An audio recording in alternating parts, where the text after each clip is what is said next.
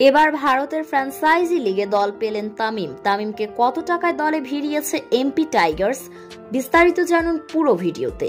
Franchise ক্রিকেটের সবচেয়ে জৌলুসময় আসর ভারতের আইপিএল। সেই আইপিএলে কখনোই খেলা হয়নি তামিম ইকবালের। এবার অবশ্য আইপিএলে না হলেও ভারতীয় একটি ফ্র্যাঞ্চাইজি লিগে খেলার সুযোগ হয়েছে তামিমের। ভারতের ফ্র্যাঞ্চাইজি লিগ বিগ ক্রিকেট লিগে দল পেয়েছেন বাংলাদেশের তারকা এই ওপেনার। টুর্নামেন্টের প্লেয়ার্স ড্রাফটে মার্কি ক্রিকেটার হিসেবে দল পেয়েছেন ভারতের সাবেক তারকা ক্রিকেটাররাও ইরফান পাঠান, সুরেশ রায়না ও শেখর ধাওয়ান এবং শ্রীলঙ্কার অলরাউন্ডার তিলেকার রত্নে দিলশান। এছাড়া দক্ষিণ আফ্রিকার সাবেক তারকা ব্যাটার হার্শেল গিবস, ওয়েস্ট ইন্ডিজের মারকুটে ব্যাটার লেন্ডল সিমন্স।